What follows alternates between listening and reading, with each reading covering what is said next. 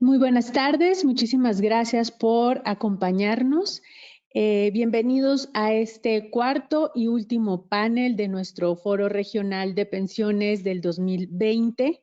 La última mesa precisamente está dedicada para hablar sobre los retos en la gestión y en la administración de los sistemas de pensiones. Acabamos de terminar nuestra mesa de los organismos internacionales en donde tuvimos el acompañamiento de compañeros de CEPAL México, de LOIS y de AIS, donde presentaron cada uno de ellos sus posturas.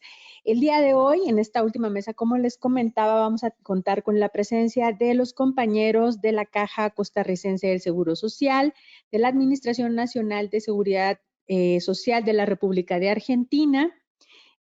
También vamos a contar con la presencia de compañeros del Instituto Ecuatoriano de Seguridad Social y del Instituto Mexicano del Seguro Social. El objetivo de nuestra mesa, como les repetía, era plantear y dialogar sobre los retos en la gestión y la administración de los sistemas de pensiones. En sus orígenes, los sistemas de pensiones en la región compartieron algunas características principales como resultado de la promoción y de la asistencia técnica impulsada principalmente por la Organización Internacional del Trabajo, la OIT. Al pasar el tiempo, cada país ha tomado su propio camino y ha desarrollado sus propias directrices, ¿no? Así como las distintas vías que también cada uno ha procurado para desarrollar un sistema que permita alcanzar una cobertura adecuada con beneficios que no pongan en peligro la viabilidad financiera de las instituciones y por consiguiente que no se conviertan en un oneroso sistema de beneficios que desvíe recursos fiscales a otras áreas prioritarias.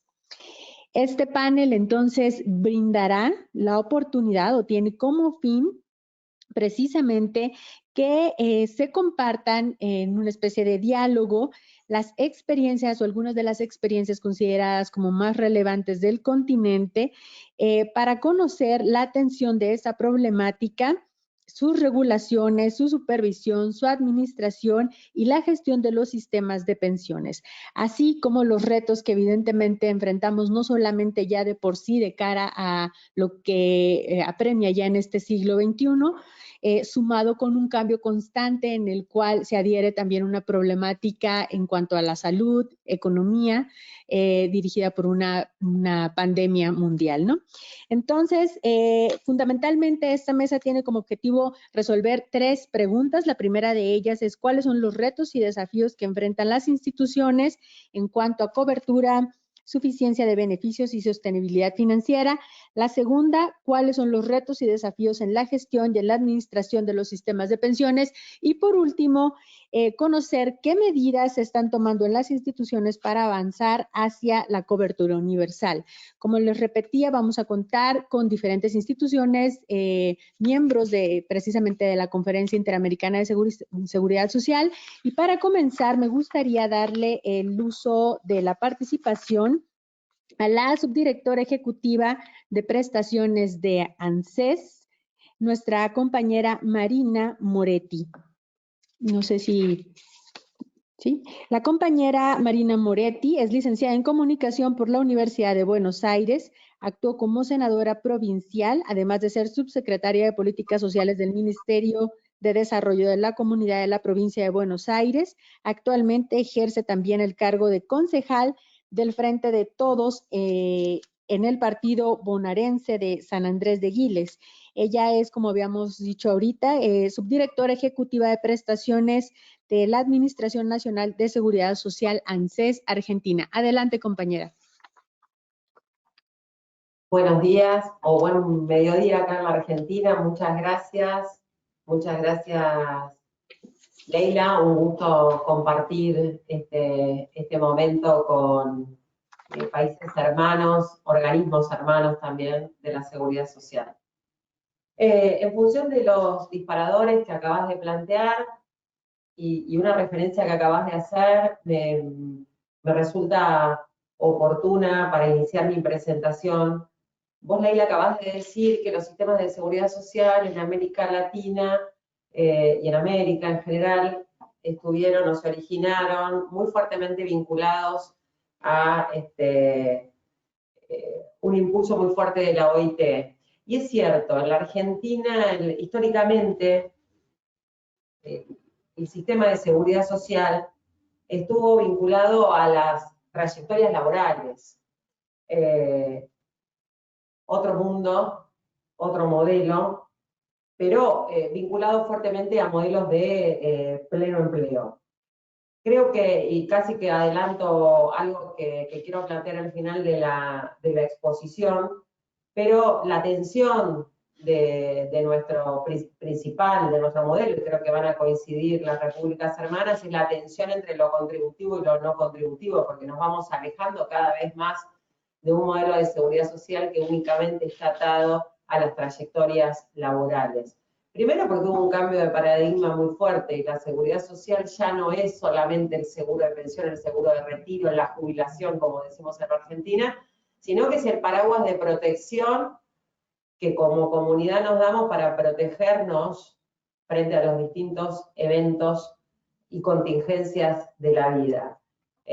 Claramente estamos hablando de otro paradigma, al que agregaría además, nosotros venimos de una experiencia de 4 años, de una experiencia bastante frustrante en términos de seguridad social, agregaría que a cada modelo de Estado le corresponde también un modelo de seguridad social entendido como ese conjunto de políticas que buscan justamente proteger a una comunidad frente a los distintos eventos. Pero bueno, a esto que decía, esta tensión entre lo distributivo, entre lo contributivo y lo no contributivo, creo que tengo que agregar otra diferenciación, otra tensión que tiene que ver con la búsqueda de la igualdad, la búsqueda de la universalidad y la búsqueda de la diferenciación. Que en la Argentina podemos verlo claramente cuando esa discusión la gana la búsqueda de la igualdad, la búsqueda de la universalización. Nosotros tenemos para mostrarle como una muestra de Estado inteligente y de políticas exitosas los 10 años que caracterizaron los gobiernos de Néstor Kirchner y Cristina Fernández de Kirchner, en los que uno rápidamente puede poner hitos en materia de seguridad social, empezando por el año 2005 con lo que fueron las moratorias jubilatorias que permitieron que en nuestro país ingresaran poco más de 3 millones de personas de más de 60 y 65 años al sistema de cobertura previsional. Yo quiero recordar que esto sucede 4 años después del estallido social, económico e institucional de la Argentina, en la que la tasa de cobertura nuestra en materia previsional era del 65%. O sea, el 35% de los hombres y mujeres de más de 60 y 65 años no tenían ninguna cobertura, ningún ingreso, y el 65% que sí tenía ingreso, lo tenía congelado en 150 pesos. Si hay algún argentino escuchando, y creo que sí, van a entender de lo que hablo, pero llevaba una década congelado el haber de los jubilados y de las jubiladas. Entre el 2002 y el 2006 aproximadamente se dan 14 aumentos consecutivos por decreto. Nosotros recién en el 2008 accedimos a una ley de fórmula que impuso una movilidad para los haberes jubilatorios, pero en el medio tuvimos una discusión en donde la tensión se resuelve por el lado de la igualdad y la universalidad, porque incorporamos 3.6 millones de personas al sistema de jubilaciones y pensiones. Y lo hicimos a través de 2 leyes, que fueron 2 moratorias jubilatorias. Una que aún permanece vigente y otra que terminó en el, si no me acuerdo, o si no recuerdo mal, terminó en el año 2014. Sí, 2014. Esa tensión que se resuelve también tiene un fuerte componente de género, porque el 74% de esos 3.6 millones de beneficios que se incluyeron a partir de la moratoria fueron mujeres. En la Argentina, como en muchísimos países de nuestra región, el acceso a los beneficios de la seguridad social tenía que ver con los hombres. Cuando en una familia se elegía quién iba a aportar al sistema contributivo, en general se elegía por el hombre. Y acá hay otra tensión que tiene que ver con las tareas productivas o reproductivas. La moratoria finalmente, y antes de que habláramos en los términos que hablamos hoy de género y de igualdad, fue una gran política de género y de igualdad, porque hizo que ingresaran masivamente las mujeres adultas mayores al sistema de cobertura de la seguridad social.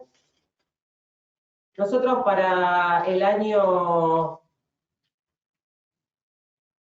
2008, como país, también tomamos una decisión que cambió fuertemente el sistema de cobertura y seguridad social, que fue la reestatización de los fondos de las AFJP. Ya un tiempito antes, en el año 2007, habíamos conseguido que cada ciudadano pudiera optar por el régimen de capitalización de las AFJP o por el sistema de reparto que había sido desarmado literalmente una década antes, pero que había sido la fundación del sistema de seguridad social en la Argentina fue de carácter solidario, en este entendimiento de que las generaciones presentes y activas mantenemos los ingresos y el sistema de jubilaciones y pensiones de las generaciones que ya acceden al retiro. Un sistema basado en un pacto solidario entre generaciones. Bueno, eso fue desarmado por el sistema de capitalización impuesto en la década de los 90. Para el año 2007 volvimos a recuperar la opción y para el año 2008 tomamos la decisión soberana de volver y crear nuevamente, refundar el sistema integrado el sistema integrado previsional argentino, conocido como SIPA. Esa medida, además, hizo que las carteras de inversión de las AFJP pasaran a integrar el Fondo de Garantías de Sustentabilidad, que es el fondo que justamente viene a garantizar las jubilaciones y pensiones futuras de los argentinos y de las argentinas. Hoy les decía yo que estas tensiones por universalidad y por diferenciación, en la Argentina incorporaron otras que tuvieron que ver con el género, que tuvieron que ver también con entender el sistema de seguridad social ampliado frente a otras contingencias, y para el año 2009, por un decreto de la entonces presidenta de la Nación, Cristina Fernández de Kirchner, se crea en la Argentina la asignación universal por hijo, que es una política pública netamente de seguridad social que viene a equiparar a los niños y las niñas de toda nuestra nación, otorgándole un ingreso, asegurando un ingreso de carácter alimentario, independientemente de si esa mamá o ese papá es parte del sistema de trabajo registrado o de la informalidad.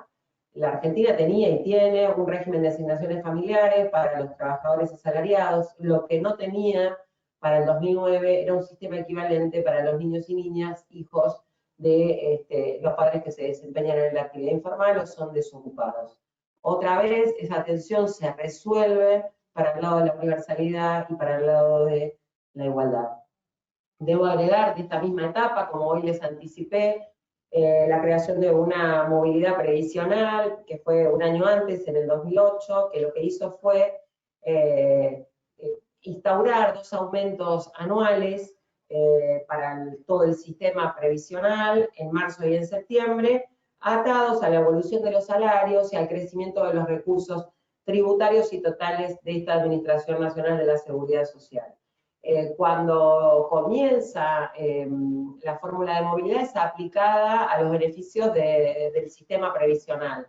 más adelante esa fórmula de movilidad es aplicada a todo el sistema de prestaciones de la seguridad social, incluidas las asignaciones familiares y la asignación universal por hijo, que luego también incorporó la asignación universal por embarazo. Y hoy en la Argentina hay aproximadamente mensualmente, no quiero decirlo mal el número, pero les diría que unas 100.000 mujeres que cobran esta prestación y que equipara también a las trabajadoras asalariadas que tienen cubierto durante el embarazo una prestación también especial. Si uno puede caracterizar este periodo, la atención se resuelve por el lado de la universalidad, se resuelve por el lado de la igualdad, se resuelve por una mejora de cobertura a través de las moratorias de las personas mayores, pero también de niñas, niños y adolescentes por la asignación universal, nos deja como país en un 93% en materia previsional y en la universalidad en cuanto a los niños y las niñas. Luego también esta etapa es acompañada de otras políticas como la Progresar, que es la beca para los estudiantes de nivel secundario y terciario, el Procrear. A partir de la recuperación soberana de estos fondos, nosotros pudimos hacer inversión en programas que compartimos con el Ministerio de Economía, que tuvieron que ver con el desarrollo de primera vivienda, que fue el Plan Procrear, al que estamos ahora orgullosamente relanzando. La tarjeta Argenta, que fue la tarjeta de crédito de los jubilados y jubiladas de la Argentina. Los últimos años, los últimos 4 años, esta misma tensión que les vengo planteando se resuelven, creemos, para el lado de la diferenciación y por lo tanto para el lado de la desigualdad. Son los años de la reparación histórica. En el 2016, la ley 27260 en nuestro país instaura la reparación histórica que buscó acordar los reajustes de los saberes de los beneficios que hubieran tenido liquidado su haber inicial o que hubieran iniciado demanda al ANSES y que tenían sentencia firme. En ese momento se pensaba que la reparación histórica de la Argentina se iba a pagar con el dinero que provenía de lo que llamamos vulgarmente el blanqueo de capitales, en la ley se llama sinceramiento, pero como todos sabemos a los ricos les cuesta sincerarse y el sinceramiento no fue tal, y el financiamiento de la reparación histórica quedó en cabeza del Fondo de Garantía de Sustentabilidad, generando un desfinanciamiento muy importante en lo que es la garantía de las jubilaciones presentes y futuras. Aparte de la reparación histórica, la prestación de la última etapa, que acabada la moratoria que les decía, que era una sola permanente, pero la moratoria que permitía prescribir años e ingresar y pagarlos en cuotas termina en el 2014. Lo que hace la gestión anterior es crear una nueva prestación, que es una pensión universal para adultos mayores, que acá se conoce con el nombre de PUAM, que es una prestación de mucha menor calidad, básicamente porque es el 80% de la jubilación mínima, pero además porque, por ejemplo, no tiene, no genera derecho de pensión.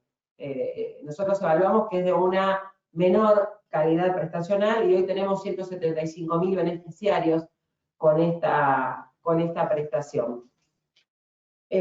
Tuvimos también una ley de movilidad previsional nueva que reemplazó la fórmula de movilidad del 2008, que como hoy les decía era una fórmula que estaba atada a la evolución de los salarios y a la evolución de los recursos tributarios y de los recursos fiscales.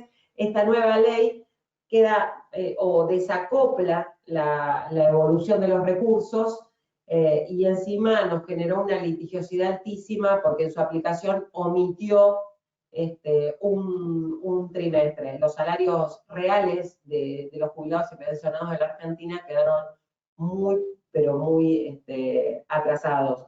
para decirlo con porcentajes, el haber mínimo entre diciembre del 17 y diciembre del 19, que es lo que podemos medir, perdió un 14,5%. Y el haber medio perdió un 12,6% en ese mismo periodo. Los últimos 4 años, nosotros perdimos en cobertura, nos quedaron personas que tienen más de 65 años, que son de 60 años, perdón, que están esperando la PUAN, a la que podés ingresar recién a partir de los 65 años, y se fueron profundizando las diferenciaciones hacia adentro del sistema previsional, de acuerdo a si es contributivo o no contributivo, con lo cual volvemos un siglo atrás a la discusión entre universalidad y diferenciación.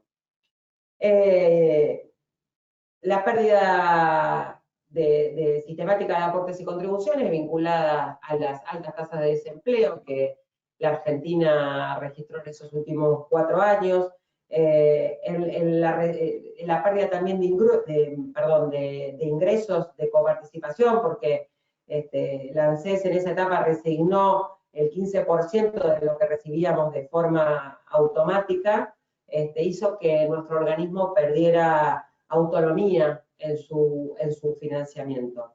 Y lo que les decía hoy, la aplicación de la reparación histórica también nos dejó en una situación complicada. Si nos faltaba algo al asumir el desafío de esta gestión era una pandemia, que es evidentemente lo que estamos transitando con las dificultades, como todos ustedes, porque esto es un fenómeno que nos afecta a todos. La pandemia, sin embargo, nos puso en un estado de oportunidad a los desafíos que teníamos, nos pone otra vez en una discusión, y en eso salimos con una decisión del presidente Alberto Fernández, que fue la de crear un ingreso familiar de emergencia que en nuestro país alcanza a 8,9 millones de personas, casi 9 millones de personas que están cobrando en este momento una prestación que viene a cubrir eso que por efecto del aislamiento, por efecto de las medidas que hemos tomado para cuidar nuestra salud, han perdido ingresos. El IFE nos deja, el IFE, como le decimos al ingreso familiar de emergencia, nos deja otra vez en condiciones de pensar un paradigma de la seguridad social, otra vez en clave de derechos.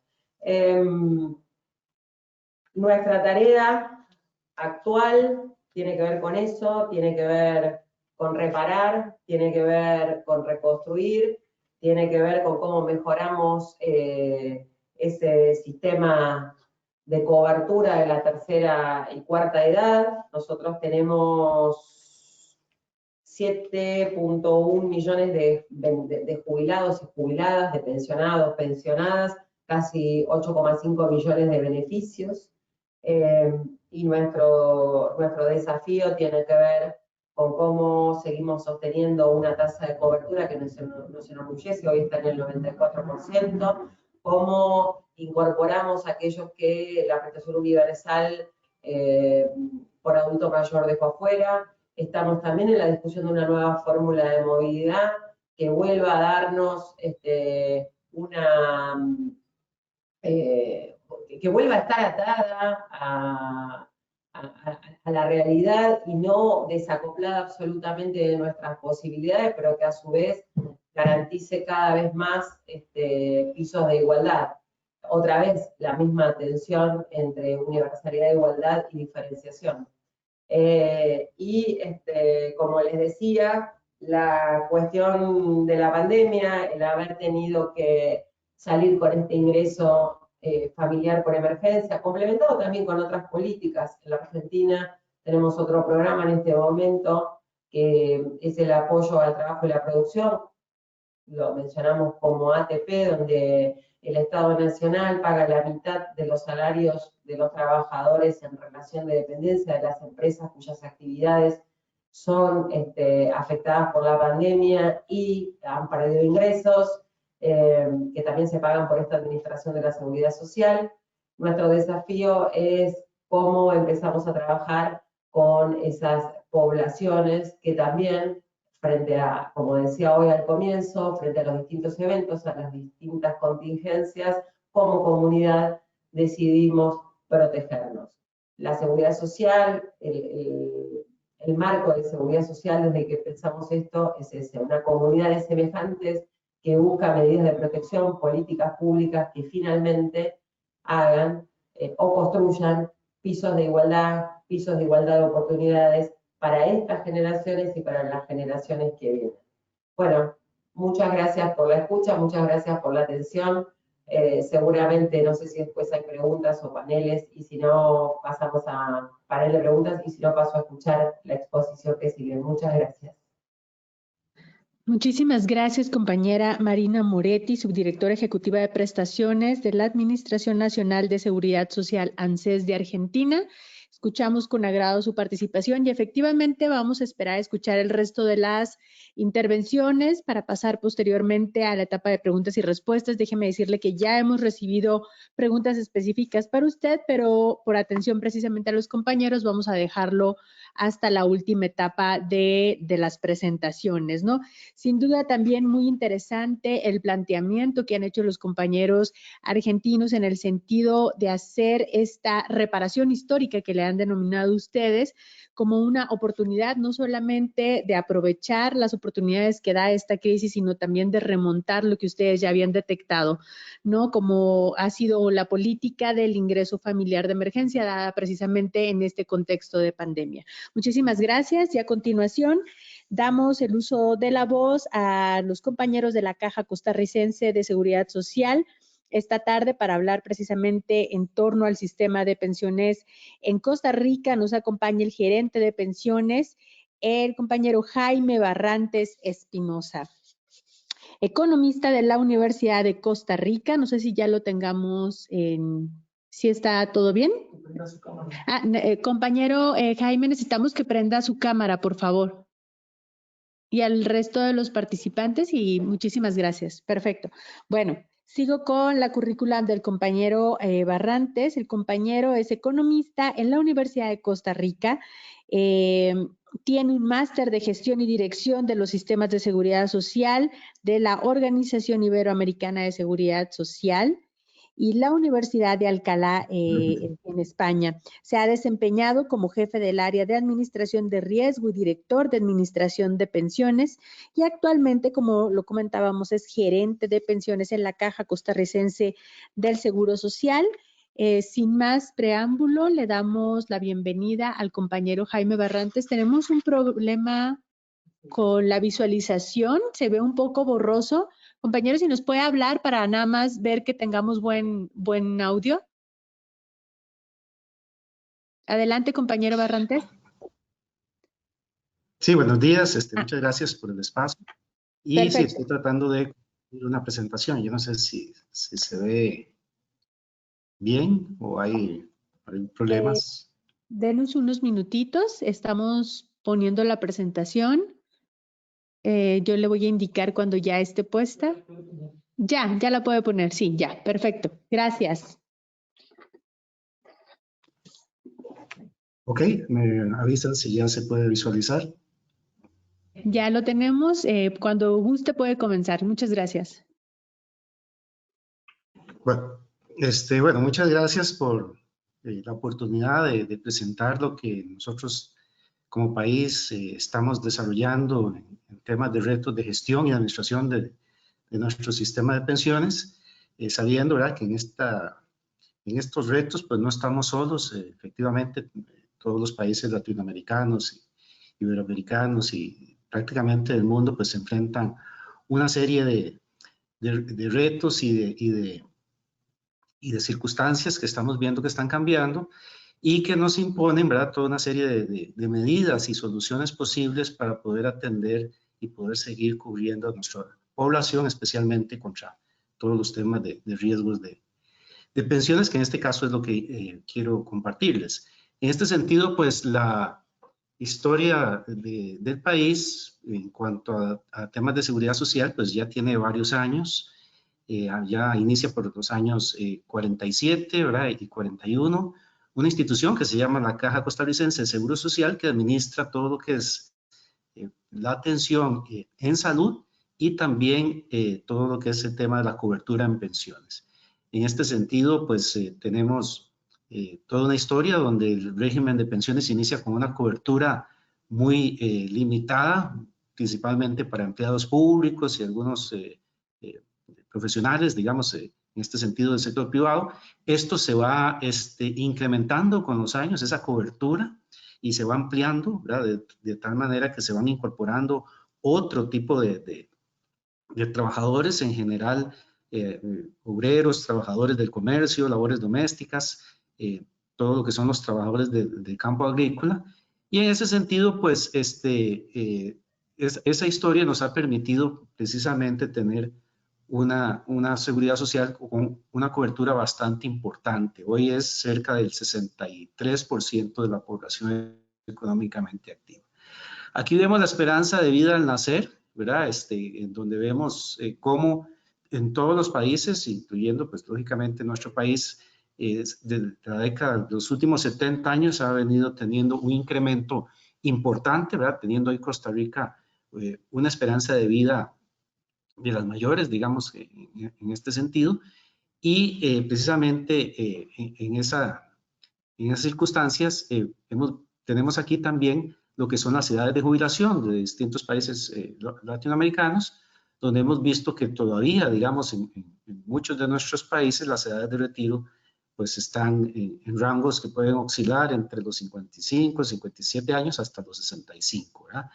En un entorno donde hemos venido observando este incremento importante en la esperanza de vida. En ese marco de acción, pues, aparte de este incremento en las esperanzas de vida, hemos venido viendo toda otra serie de retos, ¿verdad?, que nuestras economías están teniendo en este momento, porque, por ejemplo, el aumento de los costos actuariales debido a que las familias están teniendo menos hijos, ¿verdad?, y dado que en nuestro sistema las generaciones que están activas financian las que se van retirando, evidentemente esto tiene un impacto en los costos dado el menor número de hijos por familia y eventualmente también en el tiempo, ¿verdad?, en que esta pensión se va a tener que pagar debido a en este sentido el incremento en la esperanza de vida.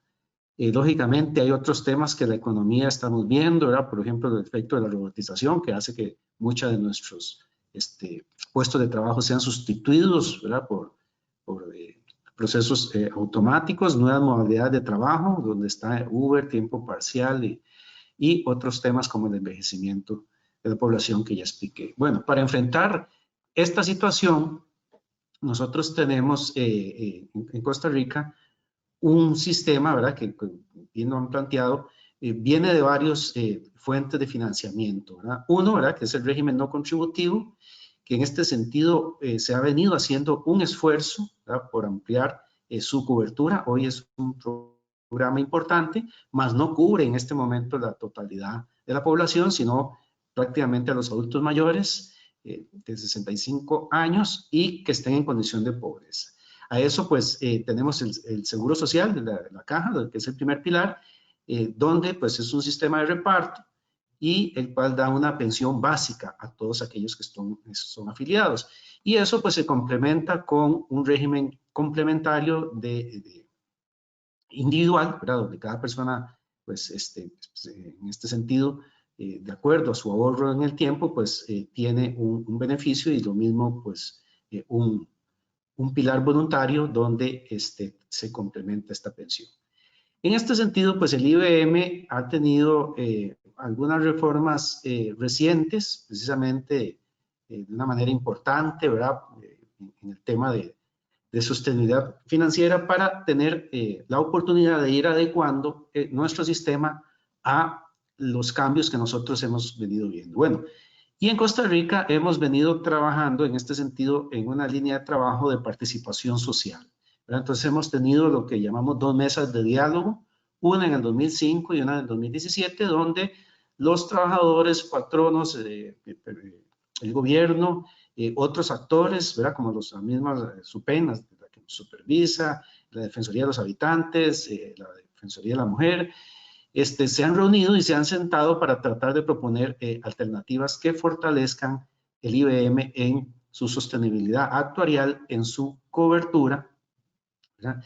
Y en la suficiencia de las prestaciones. Entonces, esta es una forma, digamos, que Costa Rica ha seguido tratando precisamente de tener diferentes sectores, tratando de llegar a consensos, ¿verdad?, que permita el fortalecimiento del sistema nacional de pensiones, donde el IBM pues ya no es el único, ¿verdad?, sino que precisamente coexiste con un régimen no contributivo y con las operadoras de pensiones complementarias. Bueno, a partir de esas mesas de diálogo se han dado una serie de consensos, ¿verdad?, en cuanto a fortalecer todo lo que es el tema actuarial y poder ajustar, ¿verdad?, la realidad del IBM a los cambios que estamos nosotros observando desde el punto de vista económico y financiero. Entonces, por ejemplo, se han dado ajustes en la cotización, lo cual pues siempre fue de un 7,5, ¿verdad? En este sentido se acordó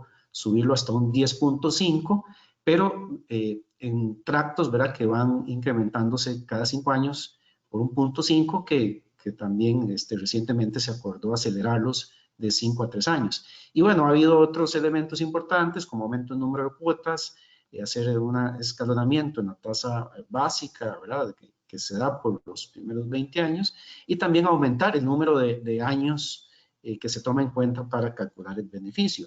Igualmente, en el periodo 2016 y 2019, pues se han dado otras medidas importantes, ¿verdad?, como aumentar la participación del Estado en el financiamiento de la pensión mínima que tiene el IBM, y que también, pues, precisamente, como les decía, unido a los esfuerzos que se están haciendo en el régimen no contributivo, pues han venido planteando en el país la necesidad y la discusión, que como bien otros panelistas lo han puesto en la mesa, es evidente la necesidad de avanzar hacia un tema de universalizar, ¿verdad?, alguna pensión mínima, ¿verdad?, que en este momento pues asegure que todos los adultos mayores tengan algún grado de pensión, ¿verdad? Y bueno, se han venido eliminando algunos ajustes, ¿verdad?, en cuanto a pensión anticipadas, y se han también discutido otro tipo de proyectos que ya tienen que ver más con una forma no alternativa, por así decirlo, de tener ingresos a través de algunos proyectos de ley o impuestos que vengan a fortalecer el tema de las cotizaciones sociales. Es decir, no ver solamente ya el tema de las cotizaciones sociales como una forma, digamos, de financiar el tema de las pensiones, sino que esto pueda ser complementado con el esfuerzo individual que las personas están haciendo en sus operadoras, y además con ingresos no tradicionales que puedan venir de algunos proyectos de ley y pues algunas iniciativas que en este momento el país discute. En este sentido, pues,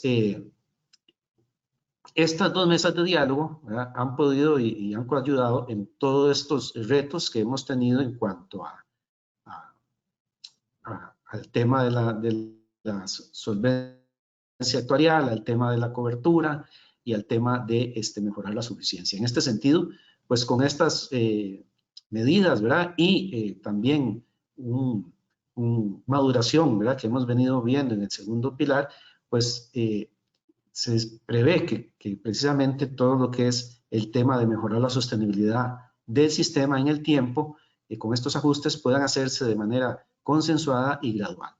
Hay también otros temas importantes, ¿verdad?, de cómo el IBM y en general el sistema de pensiones pueda atacar el tema de la informalidad, que ahora esto lo vamos a desarrollar un poco más adelante.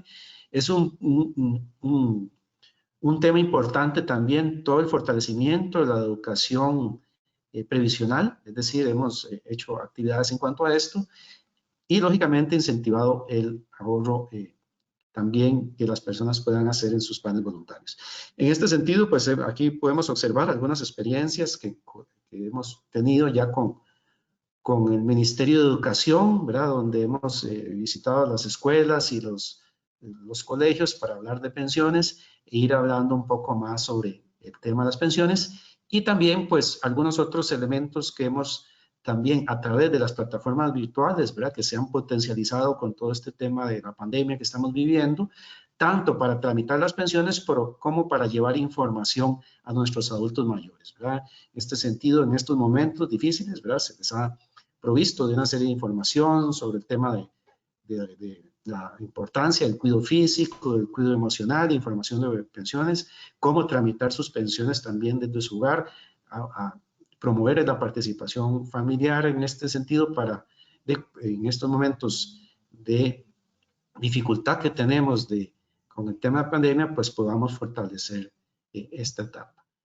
Por otro punto, también en cuanto a lo que es, decía, la cobertura, se han venido planteando, hay esfuerzos en este sentido que tratan de flexibilizar, digamos, los esquemas tal vez un poco rígidos que están, digamos, en este momento vigentes, que más que todo apuntan, ¿verdad?, a un trabajador formal, ¿verdad?, que trabaja 8 horas por día o 9 horas, y que eso hemos venido viendo que se está cambiando para tener alguna modalidad que las personas coticen de acuerdo a jornadas parciales, flexibilizar requisitos, plantear incentivos para que los migrantes, ¿verdad?, que tenemos, pues puedan cotizar, incentivos para estimular el bono de género, es decir, una mayor participación de la mujer en el mercado laboral, y otros elementos, ¿verdad?, que la institución ha venido tratando para aumentar la cobertura en el sistema contributivo y también coayudar, digamos, a un punto muy importante fue el apoyo del gobierno junto con algunas otras iniciativas para aumentar la cobertura en el servicio doméstico, ¿verdad?, que es una parte importante que hemos desarrollado.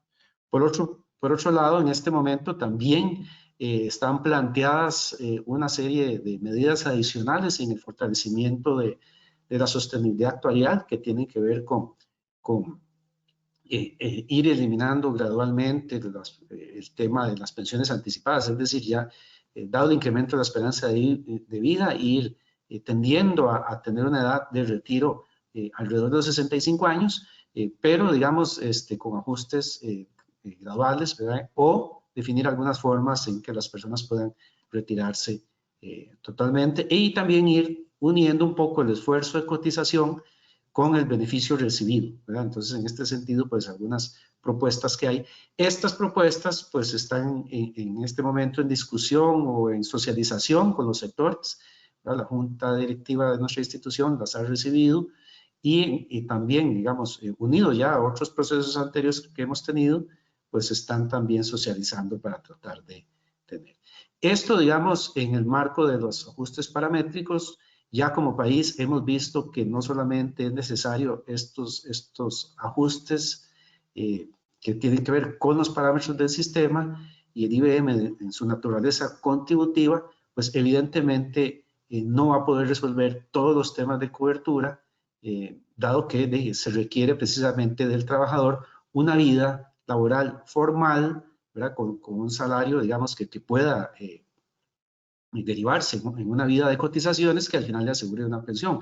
Hay muchos trabajadores que por su condición económica o por su vida laboral un poco inestable y lo demás, no van a poder, digamos, accesar, y entonces es evidente la necesidad de complementar estos esfuerzos con otros tipos de ingresos y medidas alternativas que fortalezcan nuestros sistemas de pensiones.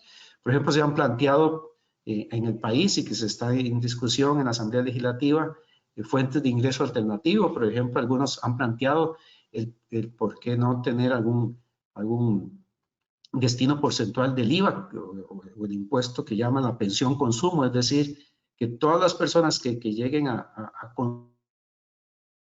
consumir de eso, una parte vaya a un fondo de pensiones a nombre de esa persona, que le vaya a fortalecer su pensión a futuro, tratar de visualizar ingresos por robotización o alta tecnología o algunos temas, ¿verdad?, que tengan que ver con consumo de datos o juegos de azar, es decir, alguna serie de ingresos adicionales, ya sea que estén en peajes o ingresos por transacciones financieras, que vengan a fortalecer ya los ingresos de la seguridad social y que permitan, pues, precisamente fortalecer todo el tema de cobertura y suficiencia de los beneficios, y también pues no hacer tampoco ajustes muy groseros en los parámetros del sistema para darle sostenibilidad actuarial.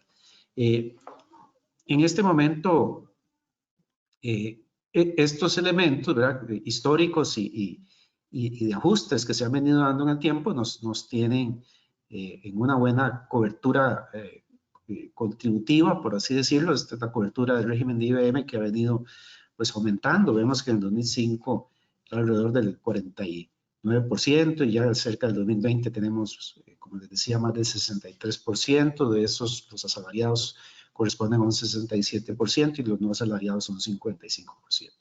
Pero bueno, más allá de los esfuerzos que se puedan hacer en esta parte contributiva, evidentemente estamos viendo ajustes que nos ven ya o vemos difícil el poder llegar a un 100% de cobertura. Entonces habrá una importante, todavía, y como país lo tenemos, una importante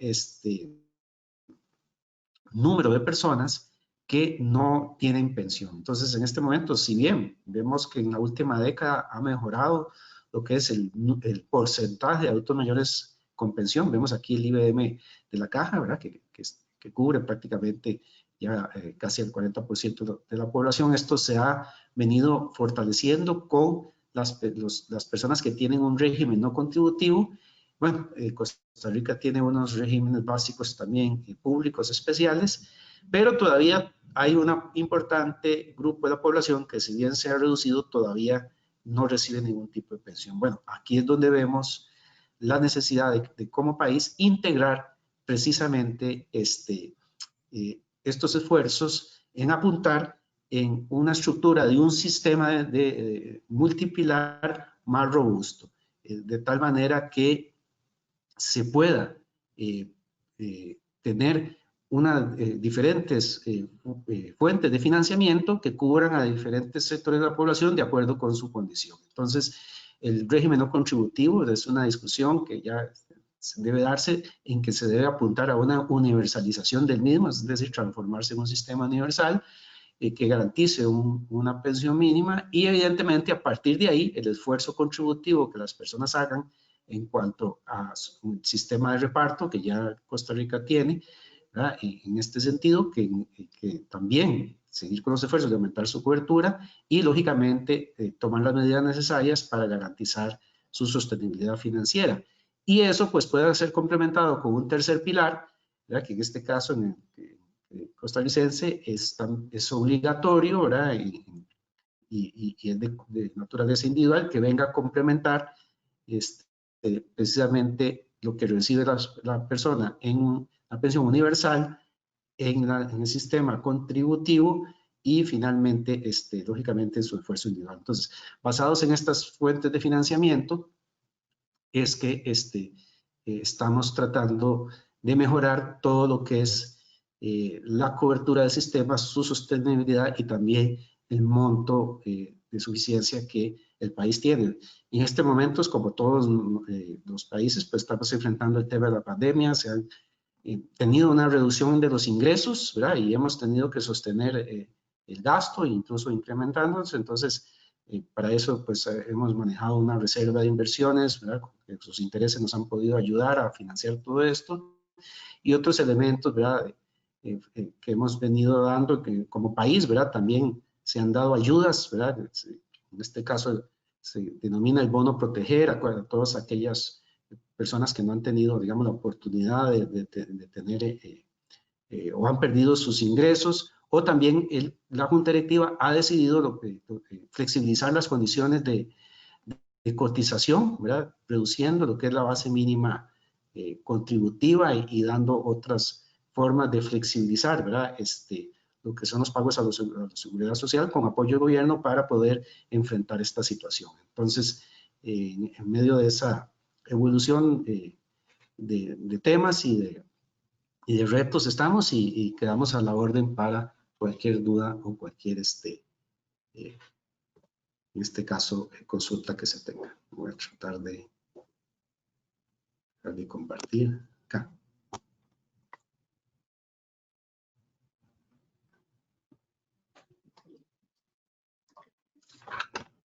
Muchas gracias. Muchas gracias. Agradecemos al compañero Jaime Barrantes Espinosa de la Caja Costarricense de Seguridad Social su intervención, su participación, precisamente haciendo referencia a que el esquema previsional de Costa Rica contempla ya también las nuevas modalidades de trabajo, muy interesante ese desarrollo, y precisamente también poniendo al sistema previsional, a la educación del sistema previsional como punta de lanza de la transformación y del entendimiento de la seguridad social en sí, ¿no? A través de estrategias de sensibilización a la población. Muchas gracias. Pasamos a la siguiente intervención. Les recordamos que las preguntas van a estar al final de la participación de todos los compañeros. Ya nos están llegando algunas preguntas muy específicas para los mismos. A continuación, damos el uso de la voz al director del sistema de pensiones del Instituto Ecuatoriano de Seguridad Social, el señor José Martínez Dobransky. Él es economista por la Pontífica Universidad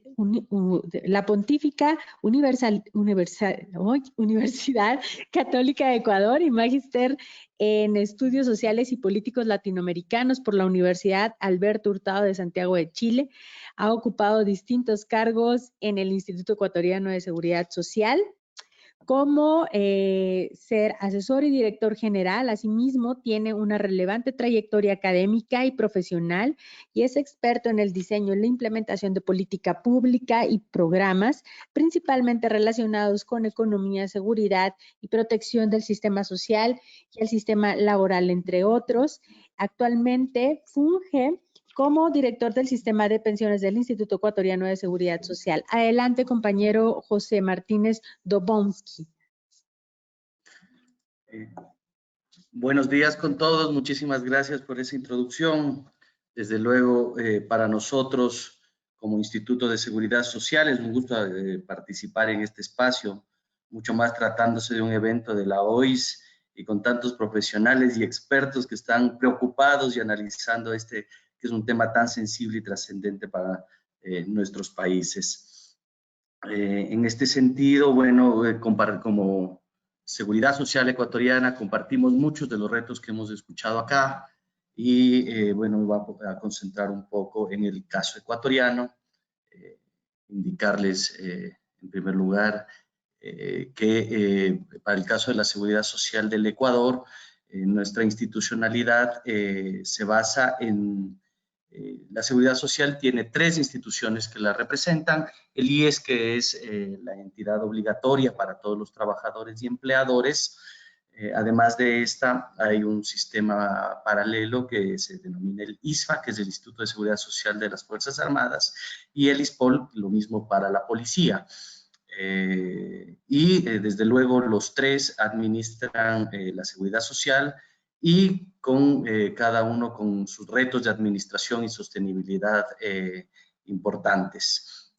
Sobre todo el ISFA y el ISPOL un poco más relacionados al financiamiento por parte del Estado, y en lo que tiene que ver con el IES ya lo vamos a conversar en este espacio. El IES como tal administra 5 seguros, el IBM, que es el que estamos conversando en este momento, pero además de eso, por la contribución que hacen todos los trabajadores, o que deberían hacer todos los trabajadores en el Ecuador, además se aseguran por salud, riesgos de trabajo, desempleo, y también por el esquema social campesino, que es un tema muy particular del caso ecuatoriano. En este sentido, desde luego dependemos mucho del mercado laboral, de la formalidad del mismo, y en la medida en que la pandemia que venimos atravesando ha tenido un golpe, sobre todo en temas de desempleo, eso también nos genera nuevos retos. Para el caso del Ecuador, el aporte es obligatorio. Todos los trabajadores deberían aportar. Sin embargo, aquí tenemos un primer desafío de cobertura, porque actualmente lo hacen alrededor del 40 al 45% de los trabajadores, a pesar de que incluso hay sanciones de nivel penal para aquellos empleadores que no afilien a sus trabajadores a la seguridad social. Este aporte es del 20-60 y en promedio los trabajadores aportan el 50% y los empleadores el otro 50%. En términos gruesos. Ya en lo que tiene que ver específicamente con el sistema de pensiones, hasta el 2014, de ese 2060 que les había comentado, el 986 se destinaba a pensiones. En el 2015 hubo una reforma interna porque se necesitaba fortalecer y financiar más del seguro de salud, entonces le quitó un porcentaje al seguro de pensiones y su evolución histórica ha sido del 5.96, subiendo progresivamente hasta el 9.96 actual y a partir del 2021 del 10.56 que se va a mantener a largo plazo, incluso superando un poco al porcentaje que teníamos en el 2014.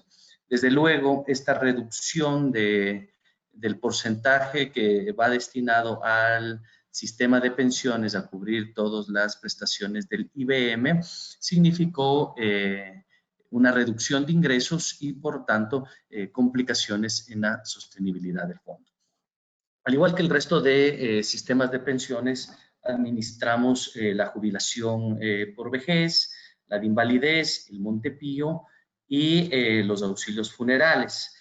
Para el caso del Ecuador, además, mediante una ley, un código orgánico para las personas con discapacidad, también se ofrece una jubilación anticipada para las personas que tienen al menos un 30% de discapacidad, acorde al carnet otorgado por la entidad de salud, por el Ministerio de Salud.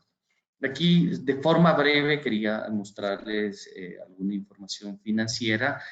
Como ustedes podrán ver, en términos de ingresos, en el 2014 aproximadamente al fondo de pensiones llegaban 4.000 millones de dólares. Para que tengan una dimensión de cuánto es esto, esto representa el 4% del PIB del país.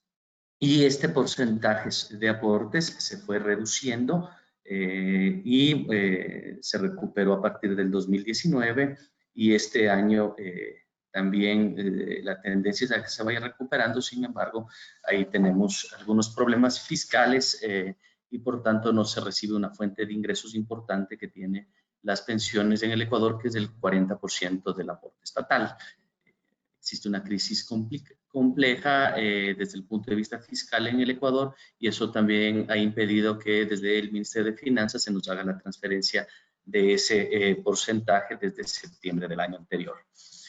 Pero aquí lo importante es ver cómo los ingresos en el tema de pensiones se han ido reduciendo los años anteriores y cuando tendían a recuperarse viene, pues bueno, el tema de la pandemia y además los problemas fiscales que les comentaba. Acá, en cambio, tenemos los egresos y lo importante acá es analizar cómo desde el 2015, desde el 2014 hasta el 2019, la presión de gastos prestacionales casi se ha duplicado. Entonces, el reto de cómo generar mayores fuentes de ingreso y de no depender tanto de ese aporte estatal está en una constante duda, además de cómo se manejan las inversiones que se generan de los excedentes que hubo los años anteriores respecto a los ingresos que entraban al fondo y los egresos de los mismos. En el caso del Ecuador creamos una banca de inversión, un banco de la seguridad social que administra estas inversiones. Entonces, también una discusión enorme es cómo se están administrando esos recursos y la calidad de esas inversiones para generar una sostenibilidad a largo plazo. Esta diapositiva simplemente ratifica lo que les había mencionado. Por ejemplo, en el caso de jubilados podemos ver que pasamos de 231.000 a 438.000 jubilados por vejez. En el Ecuador tenemos aproximadamente 1.200.000 personas de 60 años o más. De estos, en el esquema contributivo, como podemos ver, se atienden aproximadamente 400.000, reciben una pensión del sistema contributivo del sistema no contributivo reciben una pensión 375,000, que son básicamente las personas mayores de 65 años que están en una situación de pobreza y extrema pobreza.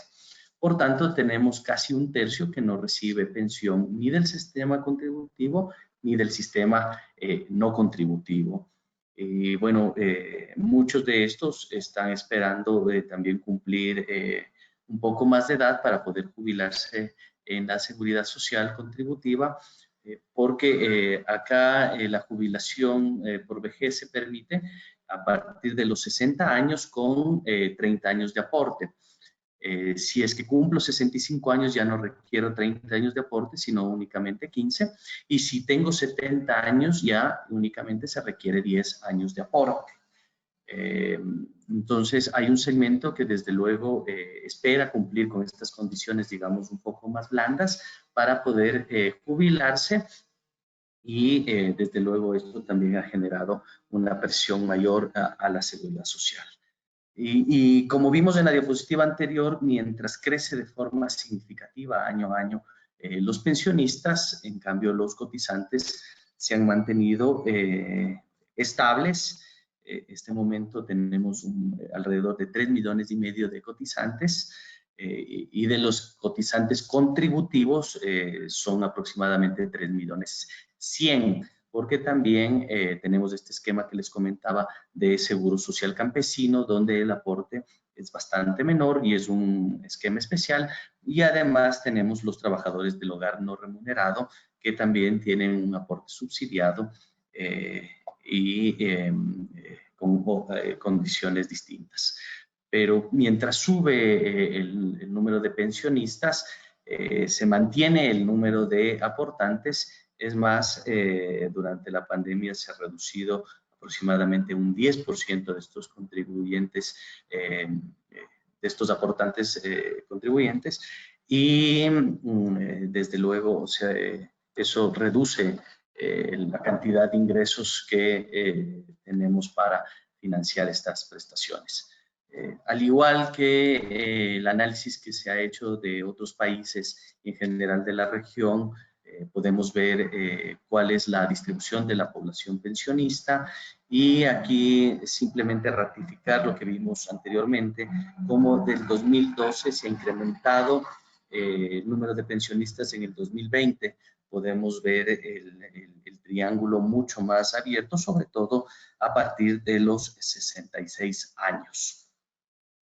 Y esto en contraposición, desde luego, con la población cotizante, donde se ve un crecimiento importante, y en el caso del Ecuador, sobre todo en las cotizantes mujeres, que se puede ver la raya celeste en el 2020, perdón, las barras celestes en el 2020, con un incremento muchísimo mayor al que el de los hombres. Y desde luego en esta pirámide, otra de las cosas que nos llaman la atención y nos preocupan es el bajo o nulo crecimiento de los cotizantes más jóvenes, ¿no? Y esto está relacionado desde luego con un problema estructural, que es el tema de la informalidad. Acá ya como un tema de resumen, simplemente algunos datos de sobre cuánto se cotiza en general en la seguridad social ecuatoriana. El sueldo promedio actualmente es sobre 656 la cotización. De eso, como les había indicado, el 2060 financia toda la seguridad social, y para pensiones de esa cotización llega a $63,03, mientras que la pensión promedio es de 583. Entonces, basados en este análisis, nosotros requeriríamos aproximadamente 9.2 activos para financiar la pensión de un pasivo. Y este momento la relación es de 5:7. Por cada pensionista tenemos 5.7 aportantes. Entonces, por el momento, eso es cubierto con el 40% que el Estado debe aportar. Sin embargo, este también es un tema de discusión importante, respecto a las tasas de reemplazo y también los montos de las pensiones que se están pagando y la forma de cálculo de las mismas. Entonces, los retos y desafíos en la gestión, este momento tenemos una ley que fue promulgada en el 2001, una ley promulgada antes de la última constitución. El Ecuador desarrolló una nueva constitución en el 2008 y mucho de la normativa relacionada a seguridad social es antes de esta constitución y está desactualizada. Entonces, los principales puntos de análisis que se han puesto a la ciudadanía, se ha generado un gran debate nacional, están de si el esquema debería seguir siendo público o ya podría ser privado o mixto. Desde el punto de vista de los trabajadores y de los jubilados, la posición mayoritaria es que debería seguir siendo pública, pero administrada de forma más eficiente, y para el sector más bien empleador y para el sector privado debería permitirse la participación del sector privado y no ser un monopolio estatal. Aparte de los fondos complementarios, toda contribución a la seguridad social debe ser a este esquema público. La otra discusión también es si debería ser de reparto, como actualmente es el sistema ecuatoriano, por solidaridad intergeneracional, o debería ser una capitalización con una cuenta individual que por este momento no contamos. También se habla de los tipos de afiliación, si podría ser flexible y los afiliados podrían escoger, por ejemplo, si solamente contribuir a IBM y Salud y no a los otros seguros. En este momento la afiliación es en general para todos. Y en el tema de pensiones también estamos en la discusión de la edad de jubilación. En nuestro caso, como les había comentado, el requisito el más bajo, digamos, es tener 60 años y 360 aportaciones, lo que significa 30 años de aporte, y de ahí tengo algunas otras opciones. Sin embargo, ya los nuevos estudios demográficos demuestran que la esperanza de vida ha incrementado de forma significativa de cuando se hizo estos análisis para determinar la edad de jubilación, y esto también se ha puesto en debate. Desde luego, sobre esto existe mucha inconformidad en algunos sectores de la pretensión de querer subir la edad de jubilación. Desde luego es algo que tenemos que conversar como país, y hay evidencia técnica y científica que indica que es una medida necesaria. También el porcentaje de aporte, si es que ese 9,96 que tenemos actualmente es suficiente, o cuánto más se va a requerir para mantener las prestaciones y los beneficios actuales. El cálculo de la pensión, la tasa de reemplazo, los coeficientes con los cuales se calcula la pensión, desde luego a más años de aporte, aquí se asigna un coeficiente mayor y la pensión es más alta, y también los máximos que se puede pagar en las pensiones. Para el caso del Ecuador, si aporté 40 años o más, mi máximo de pensión es del 550% de un salario básico unificado. En este caso son $2.200 la máxima pensión que puede recibir un jubilado en el Ecuador. Y bueno, hay otros temas también relacionados a salud, financiamiento de prestaciones, y también al gobierno corporativo, a cómo debe administrarse la parte legislativa y administrativa de la seguridad social. Entonces, esto desde luego nos lleva al tema de la sostenibilidad del IBM, y para esto se tienen ya muchos insumos. Actualizamos el estudio actuarial, hay análisis técnicos y de discusión respecto al impacto del cambio demográfico. Como les había mencionado, la esperanza de vida creció significativamente, y poco a poco se va perdiendo el bono demográfico. Entonces, algo que ya se ha puesto a discusión y que necesita ser mucho más debatido.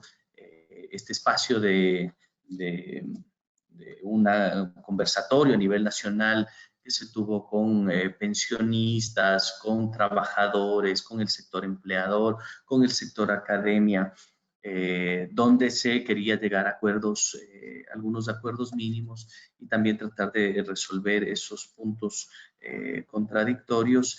Se truncó a raíz de la pandemia. Sin embargo, es algo que como país debemos retomar, porque efectivamente los cambios se tienen que tomar en el corto y mediano plazo, y hay algunas medidas que son bastante urgentes, ¿no? Por eso es importante buscar acuerdos con trabajadores y empleadores. Generalmente en algunos temas de no sensibles suelen tener puntos de vista distintos, desde luego sustentados técnicamente, pero que no llegan a conjugarse un poco, ¿no? Y también que la ciudadanía tenga más información y pueda tener también muchos más insumos para tener esta comprensión de qué significa esa sostenibilidad del IBM a largo plazo. Y por esto es muy importante concientizar a la ciudadanía en general, a trabajadores y a empleadores respecto a la importancia de la cotización, a la seguridad social y a esta cultura previsional. Generalmente nos preocupamos de qué va a pasar con nuestras pensiones, con nuestros ingresos cuando ya termine mi vida laboral, cuando cumplo de 50 años y más. Antes de eso no existe esa conciencia. En el caso del Ecuador se suele relacionar mucho el tema de la seguridad social con la atención en las unidades médicas del Seguro Social. Pero esta cultura, esta prevención respecto a un ingreso digno para el futuro no suele estar muy presente.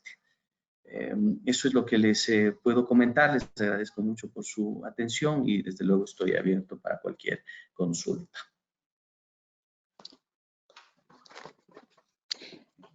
Perfecto, muchísimas gracias. Damos las gracias a la participación del compañero del Instituto Ecuatoriano de Seguridad Social, José Martínez Dobromsky, y rápidamente, antes de seguir con nuestra siguiente participación, queremos agradecer precisamente la presencia de los compañeros de la Administración Nacional de Seguridad Social de la República Argentina, ANSES, que por cuestiones de agenda no podrán quedarse a la culminación de nuestra mesa y por ende también se van a perder las preguntas y respuestas, pero vamos a ver si es posible que nos las puedan mandar vía mail para contestarlas en los chats que se quedan abiertos, porque son muchas las preguntas que le hicieron a la compañera. Pero bueno, despedimos entonces a la compañera. Muchísimas gracias por acompañarnos y por participar en este foro. Marina. Bueno, muchísimas gracias a todos ustedes. Escuché, bueno, por suerte después lo voy a poder recuperar lo que no puedo escuchar a partir de ahora. Total disposición para contestar las preguntas. Y escuché muy atentamente, me resta decir dos cositas nada más breves. Una que omití en la presentación, porque vi que se trabajó mucho en el tema de la sustentabilidad en mis compañeros, y decirles que acá en la Argentina, ustedes saben que tenemos un sistema parlamentario bicameral, ya obtuvimos la media sanción de una ley que justamente apuesta a que modifiquemos el tema de la reparación histórica y el pago a través del Fondo de Garantía de Sustentabilidad, justamente para seguir haciendo sostenible nuestro sistema. Y dejo abierta, esa es la primera cosa, que estamos muy contentos por eso, vemos que el próximo desafío también tiene que ver con eso, pero dejo abierta, digo, como planteé toda la exposición en el marco de las tensiones, creo que la tensión entre digamos, que tiene que ver con que si el financiamiento es puramente contributivo o que estamos dispuestos como comunidad a financiar los sistemas de previsión a través de otras contribuciones, de otros aportes, creo que es lo que va a caracterizar el debate que viene. Cuando miraba recién la presentación de Ecuador, en todos lados tienden a caer los que son aportes contributivos. Entonces creo que esa tensión también va a estar muy presente, está presente en el desafío actual y futuro de pensar los sistemas de protección social de nuestros países. Bueno, muchísimas gracias y espero después las preguntas para poder contestarlas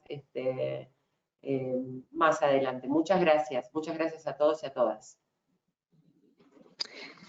Despedimos entonces a nuestros compañeros de ANSES y damos paso a nuestra última participación de esta también última mesa del foro, a cargo de Vanessa Stoeren. ¿Me corriges, Vanessa, si lo pronuncio mal? Vanessa Stoeren Linowski, coordinadora de investigación estratégica del Instituto Mexicano del Seguro Social. Vanessa es licenciada en Economía por el ITAN, maestra en Política y Planeación en los países en vías de desarrollo por la London School of Economics y actuó también como titular de la Unidad de Estudios y Finanzas Públicas en la Asamblea Legislativa del Distrito Federal. También fue directora de evaluación de la Secretaría de Hacienda y Crédito Público y titular de la Unidad de Administración y Finanzas de SEDATU. Actualmente, como describíamos, es coordinadora de investigación estratégica del Instituto Mexicano de Seguridad Social. Adelante, Vanessa, buenas tardes. Hola, ¿qué tal? Muy buenas tardes, ¿sí me escuchan? Sí, te escuchamos, perfecto. Adelante. Permíteme tantito. Aquí está. Ay. Inicio. Aquí. Bueno, pues muy buenas tardes. Muchas gracias por la invitación. Es verdaderamente un honor y un privilegio poder compartir a través de estos foros las experiencias nuestras y aprender de las experiencias de los demás países hermanos. Bueno, vámonos al caso de México. Bueno, primero que nada, pues comentar y decirles que el sistema de pensiones en México está pues muy segmentado, como hemos visto también en otros países. Y en resumen, podríamos decir que la segmentación se da básicamente en dos aspectos. Uno, por generación, ¿no? Tenemos una parte de la población asegurada que tiene derecho a una pensión de beneficio definido, como estaba antes de la reforma que entró en vigor en 1997, y estas personas pues, son las que empezaron a cotizar a los seguros antes de la entrada en vigor de esta reforma. Y tenemos otra parte de la población, de los trabajadores, personas aseguradas, que pues no tienen derecho al beneficio definido, pero tienen derecho a la pensión que se pagaría bajo el esquema de contribución definida con los administradores de fondos para el retiro. Otra segmentación que tenemos también muy importante, pues se da por el mercado laboral, como también ya lo hemos visto en otros países. Tenemos un mercado laboral formal y uno informal, por decirlo así. Y en la parte formal, pues tenemos además otra segmentación que bien se ha visto en otros países, que es para el sector privado. Básicamente, la gente se asegura a través del Instituto Mexicano del Seguro Social, y por la parte pública, pues hay varias instituciones que aseguran a los trabajadores. Tenemos al ISSSTE, que es la general para todos los trabajadores del sector público federal, algunos estatales, el Instituto de Seguridad Visuales de las Fuerzas Armadas. Tenemos sistemas estatales, varios sistemas municipales, universidades públicas y demás. Algunos otros empleados públicos, como nosotros mismos en el Instituto Mexicano de Seguro Social, pues que estamos asegurados vía el Instituto Mexicano de Seguro Social, ¿no? Y bueno, en la parte informal, recientemente, hace unos pocos años, se inició esta parte de la pensión no contributiva, ¿no? Que hoy en día pues creció bastante, como vamos a ver en adelante. Pero bueno, en primera instancia es que tenemos un mercado de pensiones muy segmentado, ¿no? Y eso genera varios retos. Bueno, aquí un poco la idea es esquematizar esto que les platico, ¿no? En México tenemos 127 millones de habitantes más o menos. En principio, todas estas personas, cuando lleguen a la edad que corresponda, tendrían derecho a esta pensión no contributiva. Y pues tenemos que a la fecha, bueno, al cierre de 2019, se habían pagado cerca de 3.8 millones de estas pensiones, ¿no? Que son equivalentes a 2.250 pesos bimestrales, o sea, 1.125 pesos al mes, ¿no? Eso sería para la gente que llega a la edad, la parte de uno de los pilares, como ya se vio en otras presentaciones.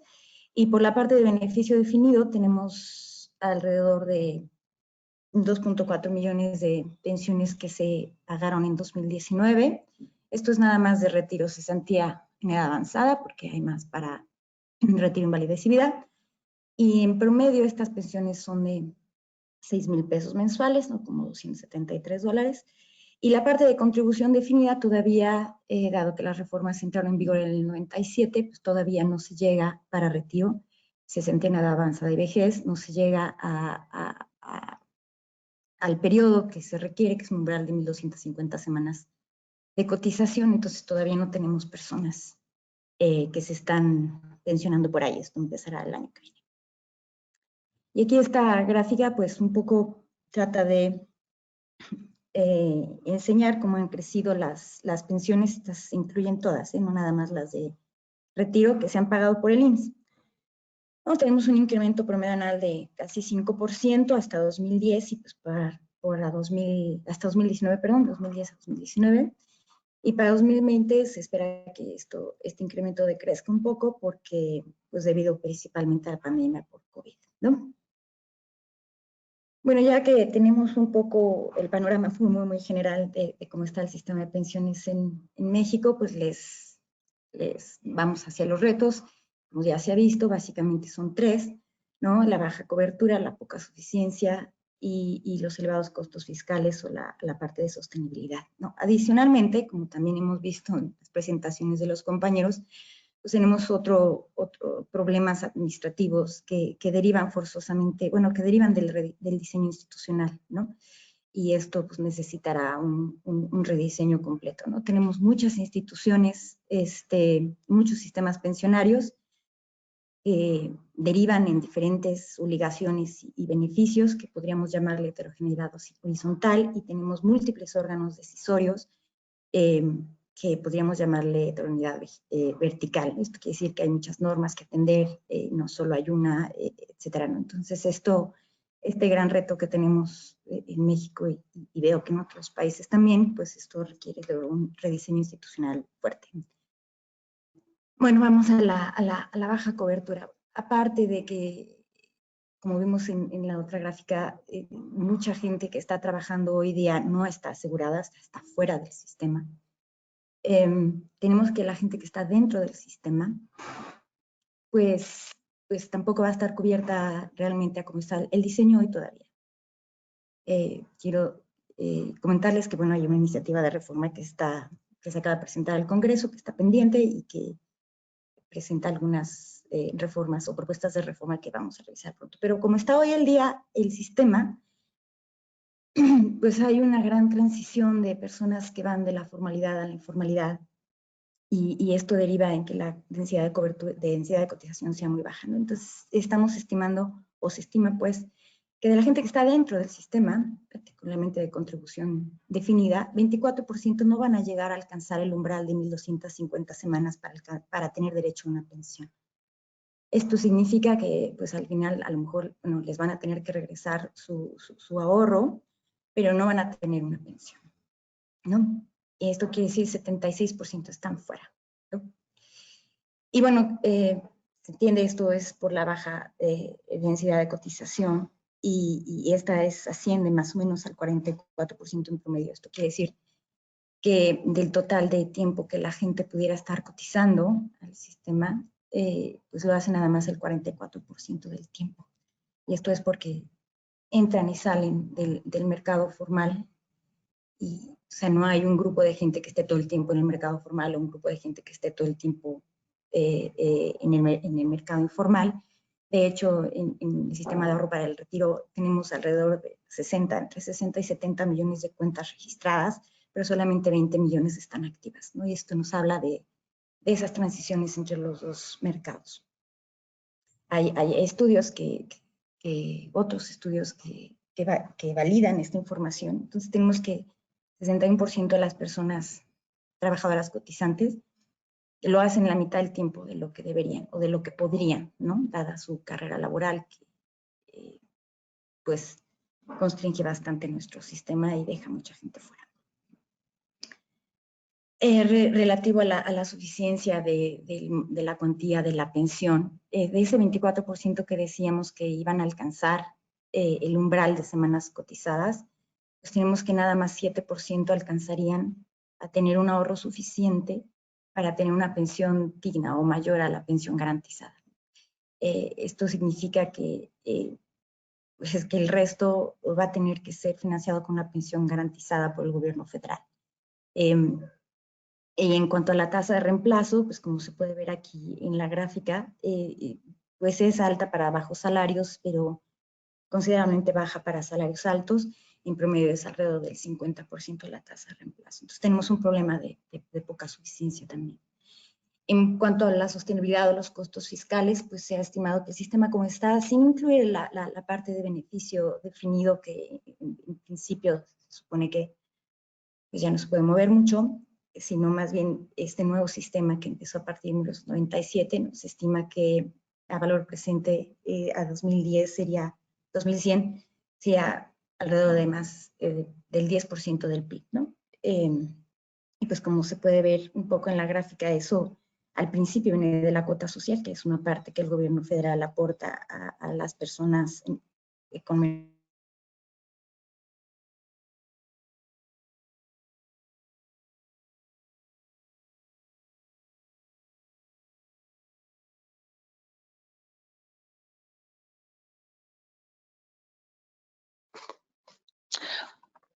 Vanessa, ¿nos escuchas? ¿No? Creo que hemos perdido conexión con Vanessa, ¿sí? Vamos a intentar, por favor, le pedimos a nuestro auditorio un minutito para ver exactamente y resolver el problema técnico. Todavía la tenemos, Sí está bueno, aparece, pero está sin conexión. Aparece. Está sin conexión. Tampoco lee el mensaje. Bueno, entonces en lo que se restablece la conexión de la compañera, podemos proceder a iniciar con nuestras preguntas. Ya, parece que ya, ¿no? ¿O quién movió la presentación? La movió, pero no tiene audio. Bueno, ahí está, estamos de vuelta. Vanessa. Discúlpenme, por favor. Para nada, adelante, ya estás de regreso. ¿Hasta dónde nos quedamos? En esa plantilla, justo cuando estabas hablando de los costos fiscales y, ok, ahí en esa, sí, justo. ¿Y sí me están viendo ya? No te estamos viendo, pero te estamos escuchando y estamos viendo la presentación. Yo creo que con eso podemos seguir. Sí, gracias. Ay, discúlpenme, por No favor. te preocupes, adelante. Bueno, estábamos en los costos fiscales que se estiman alrededor del 10% del PIB a 2100 y la parte más fuerte al principio sería por la cuota social, que es lo que aporta el gobierno federal para los salarios más bajos, y después sería por la pensión garantizada, que deriva de la baja cuantía de los ahorros, ¿no? Y bueno, en términos de cobertura de lo que se ha hecho, primero lo que les hablaba de la iniciativa de reforma que se presentó a la Cámara el viernes, esto es muy nuevo, ya se había hablado de ella desde principios de agosto, pero apenas a la Cámara se presentó el viernes. Entonces, uno de los temas o de los que trata la propuesta de reforma es reducir el umbral de 1.250 semanas de cotización necesarias para tener derecho a una pensión a 1.000. En un principio se va a iniciar con 750 semanas, que cada año va a aumentar. Esto es para cerrar un poco la brecha inicial. Esto va a permitir que más personas tengan derecho a una pensión, tal vez no con sus ahorros, pero sí por lo menos garantizada por el gobierno federal. Aparte, por lo menos en el Instituto Mexicano del Seguro Social hemos estado buscando ya desde hace algunos años, pero particularmente en esta administración, pues flexibilizar un poco los esquemas de aseguramiento, tratando de desvincularlos con una relación obrero-patronal formal, y ha tenido cierto éxito, pero necesitamos todavía hacer un poco más de esfuerzo, pero bueno, esto es a través del instituto. Y además, dado que hay una gran heterogeneidad horizontal de la que platicábamos, porque muchas instituciones aseguran a la gente trabajadora, pues existen muchos esquemas de portabilidad, convenios de portabilidad, y eso permite que la densidad de cotización sea un poco más elevada y no se pierdan, si se va cambiando un sistema a otro, las semanas cotizadas, ¿no?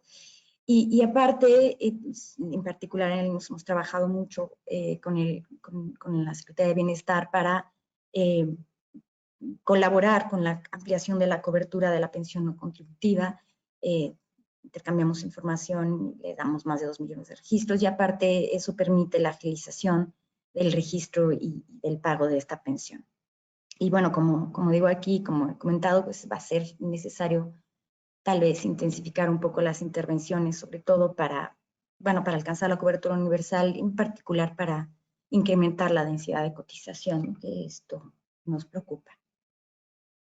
Y bueno, en términos de suficiencia, nuevamente la iniciativa de reforma es un punto nodal de la misma. Lo que va a hacer es, busca incrementar las contribuciones para el seguro de retiros en edad avanzada y vejez, hasta el 15% de salario. Hoy día es en promedio ponderado alrededor del 8%, entonces esto busca que precisamente los ahorros sean mayores, ¿no?, para los trabajadores y permita una mayor cuantía de su pensión. Aparte, en la iniciativa de reforma también estamos proponiendo un máximo de comisiones cobradas por las administradoras de fondos para el retiro, lo que permitirá también una mayor acumulación en los saldos. Y aparte buscamos intervenciones para que al final de la vida laboral, las rentas vitalicias, que es el mecanismo mediante el cual, bueno, uno de los mecanismos mediante el cual la gente puede obtener su pensión, pues sean tanto haya una buena oferta por parte del mercado como que haya una buena decisión por parte de los asegurados y logren obtener una mejor pensión con eso. Sin embargo, pues si la densidad de cotización no sube, pues no va a subir tampoco muchísimo la cuantía de la pensión y el ahorro logrado, ¿no? Y bueno, en términos de sostenibilidad fiscal, se hizo la reforma en 1995 y eso de alguna forma paró pues el crecimiento de los costos del esquema de beneficio definido. Y en esta iniciativa de reforma que está ahorita ya en el Congreso, pues está buscando una redistribución de las cuotas federales a salarios más bajos, un poco buscando más equidad. Y también el hecho de que aumenten las contribuciones para todos los trabajadores asegurados significará que para aquellos que son como 6 millones de personas de las 20 que están aseguradas por lo menos ante el IMSS, que están bajo el esquema o que pueden escoger el esquema de beneficio definido, van a recibir una pensión por el gobierno federal independientemente del ahorro que hayan generado en su cuenta. Y lo que pasa al final de su vida laboral, cuando tienen acceso a la pensión, es que estas personas van a recibir su pensión, pero el saldo que tienen acumulado se traspasa al gobierno federal. Entonces es probable que un poco de este incremento en la cuantía, en las contribuciones, genere más ahorro para ellos y este monto pase al gobierno federal y de alguna forma permita financiar las pensiones garantizadas por lo menos, ¿no? Y bueno, como digo, los costos fiscales derivados de la parte de la generación de transición, si no es por este esquema que les estoy platicando ahorita, pues no están contemplados en este esquema, no se puede. Y de los diferentes sistemas de pensiones del país, pues tampoco, ¿no? Yo creo que hay un trabajo que hacer aquí, como se hizo en el caso de 1997, ¿no? Un esquema de reformas continuas. Y bueno, en general, es muy rápido, este es el panorama en México, ¿no? Tenemos la misma problemática básicamente que en los demás países, pero estamos buscando solucionarla, pero los retos todavía son grandes, particularmente en términos de cobertura y, como decían los compañeros, la parte de la informalidad, ¿no? Y bueno, ya nada más un poco fuera de tema, pero tal vez quise incluir esta parte de la respuesta a COVID.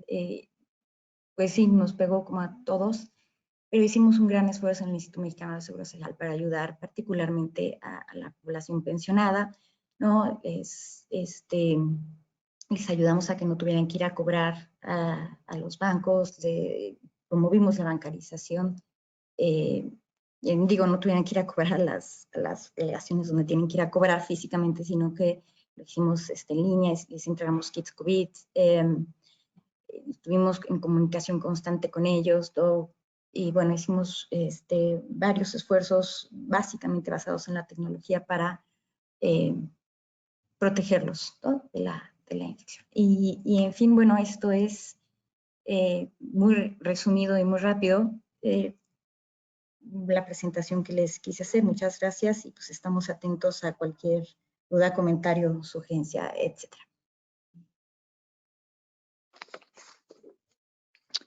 Muy bien, listo. Sí, muchísimas gracias, Vanessa Stuart, si lo pronuncié bien, por tu participación. Stuart, coordinadora de investigación estratégica del Instituto Mexicano del Seguro Social. A continuación voy a dar rápidamente espacio a las preguntas y respuestas porque han llegado muchísimas. Recuerden que tenemos aproximadamente 20 minutos para las preguntas y respuestas y se dividen más o menos así. Son 2 para la compañera argentina, 2 para Costa Rica, 1, 2, 3, 4, 5 generales y el resto para la compañera de México. Entonces, si les parece bien, voy a proceder a dar primero a las preguntas puntuales, voy a leerlas y después dejamos las preguntas generales. Para el compañero de Costa Rica en específico es: ¿cuál es el tiempo de proyección para la implementación del sistema multipilar en Costa Rica? Y la segunda sería: ¿el programa educativo oficial de Costa Rica incluye las actividades enunciadas sobre educación previsional y demás sobre educación en salud? ¿Cuáles han sido sus resultados? Para la compañera de México, ¿qué opina de eliminar la modalidad 40? Pregunta también para Vanessa: en el rubro de prestaciones por desempleo, ¿hay un descuento de semanas cotizadas y los recursos? ¿Por qué hay un descuento de semanas cotizadas y los recursos son del trabajador? La siguiente es: si los recursos son del trabajador, ¿por qué este descuento de semanas se repite? La siguiente es: el outsourcing ha generado un caos, ya que no pagan los rubros de las cuentas individuales, pareciera que no existe quien les supervise y exija las contribuciones. ¿Cómo hacer para que se cumplan esas obligaciones?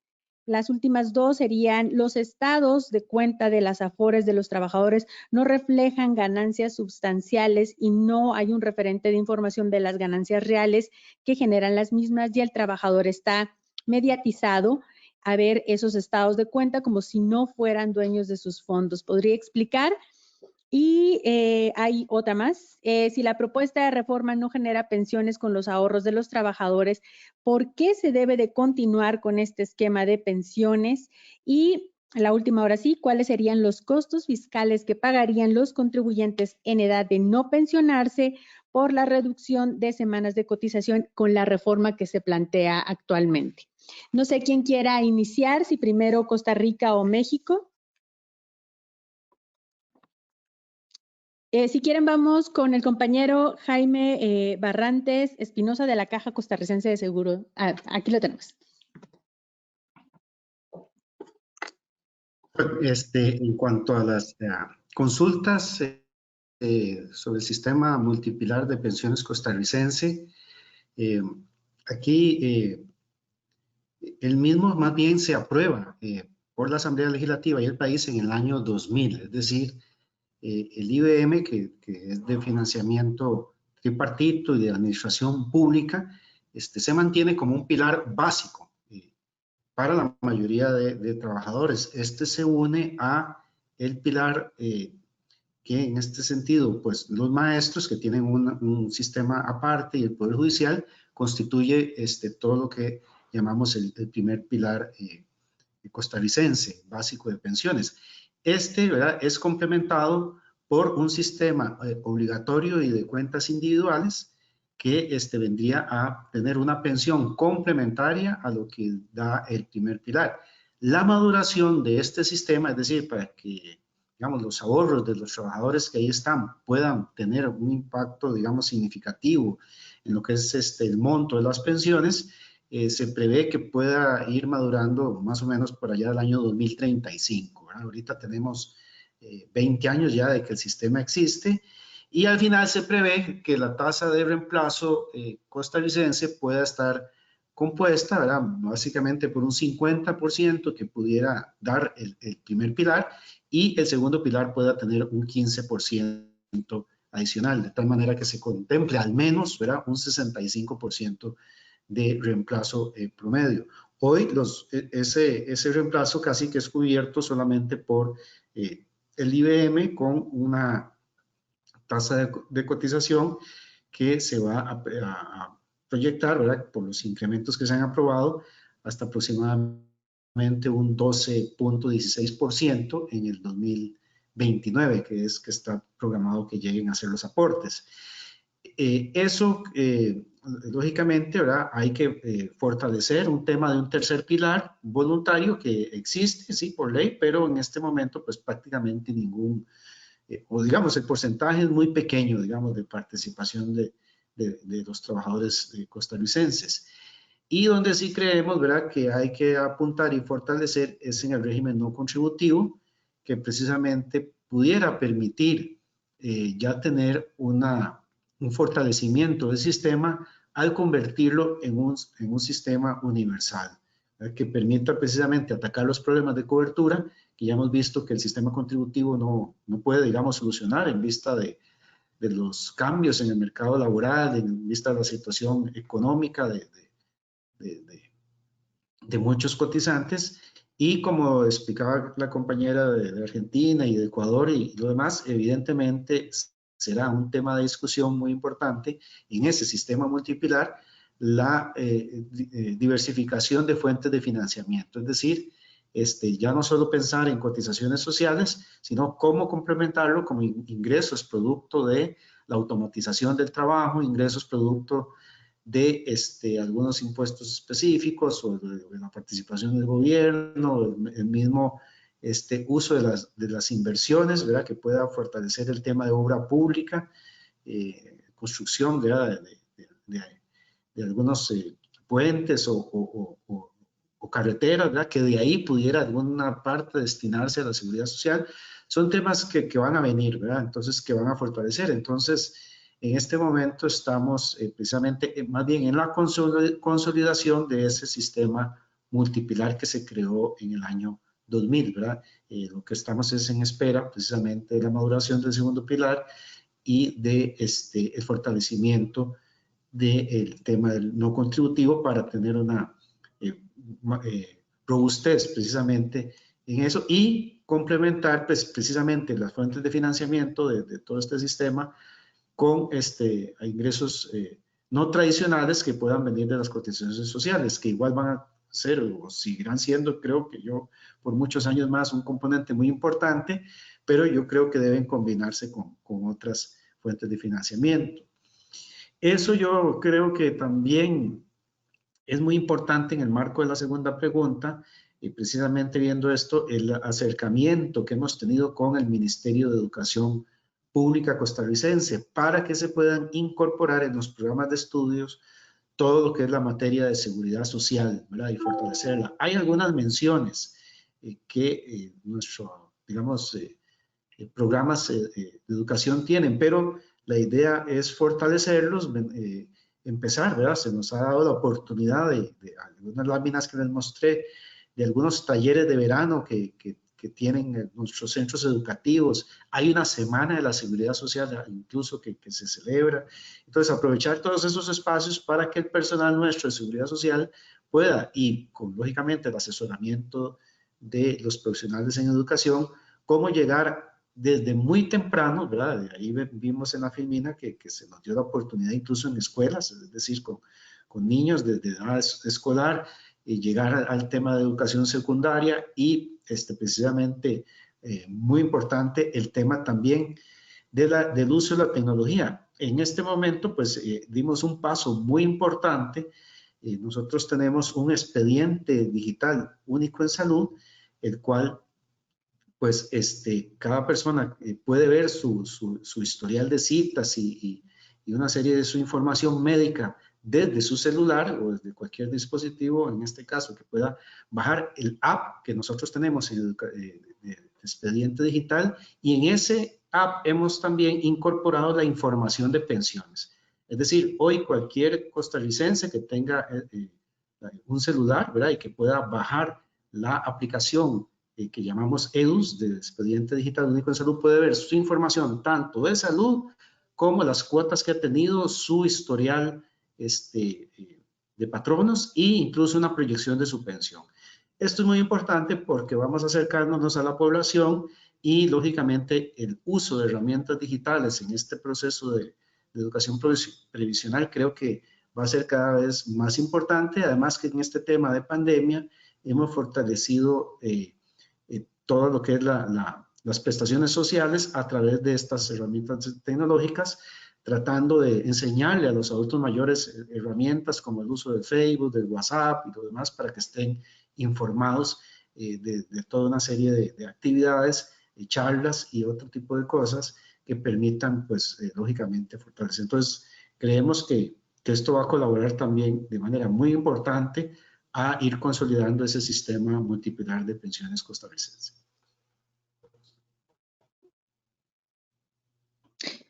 Perfecto, muchas gracias. Muy pertinente las aportaciones que hace en relación a estas preguntas del público. Y sin más, porque ya tenemos prácticamente 10 minutitos para elaborar las respuestas, les damos el uso de la voz a la compañera Vanessa Stuart de México, por favor. Hola, ¿qué tal? Buenas tardes, Vladimir. Bueno, Sí. muchas preguntas. A ver, la primera que me acuerdo fue la eliminación de la modalidad 40. Bueno, la modalidad 40 es una modalidad que existe hace tiempo y permite a la gente que sale del mercado formal de trabajo seguir cotizando para su pensión. Entonces, desde ese punto de vista, pues yo no estaría de acuerdo en eliminarla, ¿no? Por lo mismo, ¿no? Porque les estás quitando la oportunidad a las personas de seguir cotizando para su pensión desde la informalidad. Respecto, es mi opinión. Yo sé que hay una iniciativa por ahí que quiere quitarla, pero bueno, esa es mi opinión. ¿Por qué el descuento de semanas? Creo, fue otra pregunta.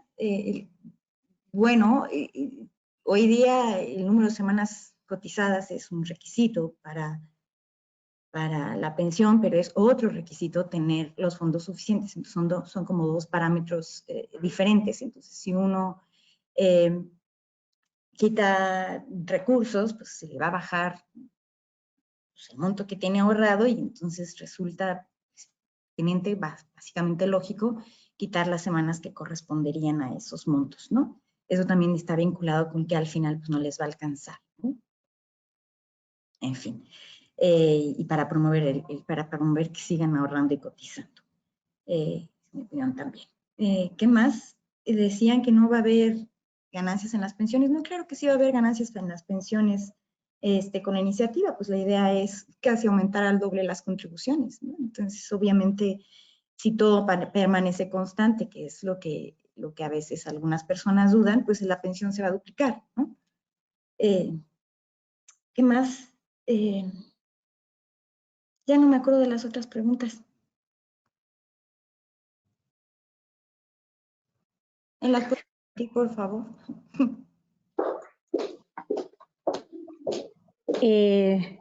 Sí, en un momentito te las vuelvo a hacer llegar.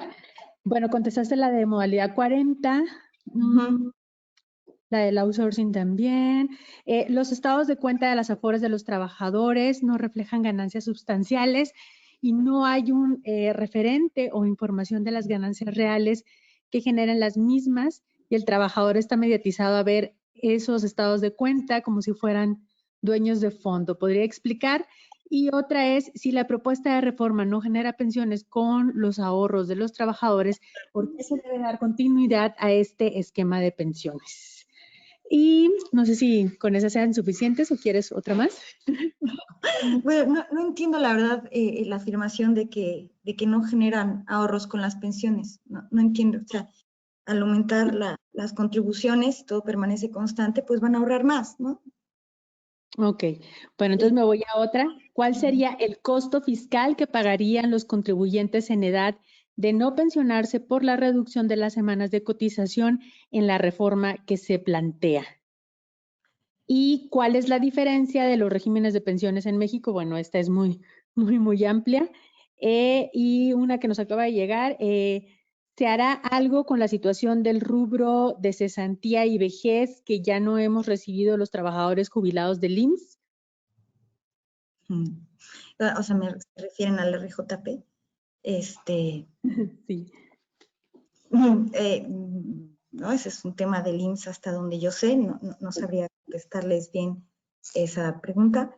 En la iniciativa de reforma hay un transitorio que dice que se van a revisar los procedimientos, pero no necesariamente el esquema de jubilación. Yo creo que eso es un tema interno del IMSS y no tiene que ver, y no lo voy a contestar. Respecto de los estados de cuenta, bueno, habría que ver qué tanto cotiza uno y cuánto tiempo cotiza uno. Hay estudios, y lo pueden ver en la iniciativa de reforma, que dicen que cerca de la mitad de los saldos totales se generan, son ganancias de las cuentas individuales. Entonces, a lo mejor habría que rediseñar los estados de cuenta por si no los entienden, pero yo creo que la CONSAR, que es la Comisión Nacional de los Sistemas de Ahorro de las administradoras de los fondos para el retiro, ha hecho un gran esfuerzo en comunicación y bueno, este es un tema que podría revisarse tal vez si los estados de cuenta no son entendibles, pero sí ha habido una generación de ganancias por el sistema. Lo que pasa es que la gente no cotiza lo suficiente, ¿no? Ya lo pudimos ver, cotizan la mitad del tiempo, menos de la mitad del tiempo. Entonces, pues no se puede ahorrar o sea, no puede crecer el monto ahorrado si no se ahorra. No sé si me explico. Ya, creo que ya. Bueno, de todas formas, sí quedan algunas preguntas generales, pero ya estamos un poco reducidos de tiempo y también, pues, en atención a ustedes que tienen una agenda en donde se les dio un tiempo determinado para su participación, vamos a tomar en cuenta las participaciones de la gente para otro momento. De cualquier forma, es importante que sepan que para la conferencia es muy importante saber cuáles son las inquietudes que se están generando en esta construcción del diálogo, porque eso nos permite no solamente generar otros espacios de reflexión con los temas que los están inquietando, sino también pues saber que este es un tema precisamente que genera mucha inquietud y que tienen muchas dudas desde lo más abstracto hasta temas más particulares y técnicos que se han desarrollado en esta mesa. Sin más, agradezco mucho la presentación y el tiempo de todos los participantes de esta cuarta y última mesa. Y a continuación cedo el uso de la voz a nuestro secretario general interino, el maestro Álvaro Velarca Hernández, para dar las palabras de clausura de nuestro foro. Muchísimas gracias. Gracias, muy buenas tardes nuevamente. Quiero, a nombre de los 84 miembros de los 34 países que conforman la Conferencia Interamericana de Seguridad Social y muy particularmente el presidente de la misma, el maestro Zoe Robledo Aburto, agradecerles a todos ustedes el interés por acompañarnos en estas dos jornadas del Foro Regional de Pensiones 2020.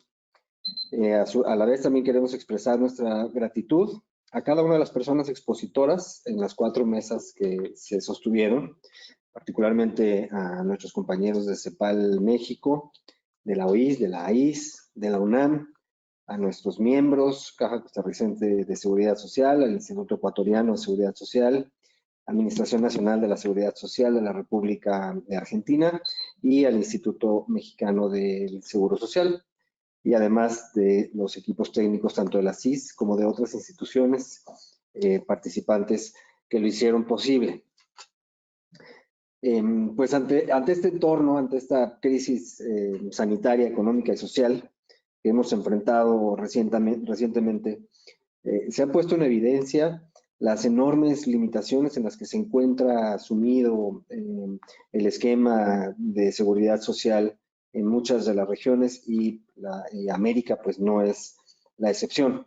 Rezagos en cuanto a la cobertura de la seguridad social, en cuanto a la prestación de los servicios médicos, no solo de las instituciones de la seguridad social de la región, sino en general de los sistemas de salud de todo el continente. Y aquí hago un pequeño paréntesis, que si bien no es el tema tal cual de este foro, sí recordar que existe un enorme rezago en cuanto a infraestructura, en cuanto a la capacidad de la atención de los servicios médicos, que todo esto eventualmente tiene un efecto negativo en la vida laboral y en las aportaciones y en las cotizaciones de las personas Hemos olvidado también este enfoque a la atención preventiva, al cuidado de la salud, que en particular en el caso de México y de algunos otros países de la región ha sido o ha derivado también en epidemias que tenemos que aprender a controlar, la obesidad y el sobrepeso, que en el caso de México afecta a 2/3 de la población. En el caso de la diabetes, México se encuentra en los primeros lugares de prevalencia de este tipo de enfermedades. Son cosas que no debemos de dejar en el camino. A los efectos de la globalización y de las transiciones demográficas, nos acompañamos ahora de una emergencia sanitaria y económica sin precedentes y pues conscientes de todos estos retos y del complicado escenario laboral y económico que tenemos.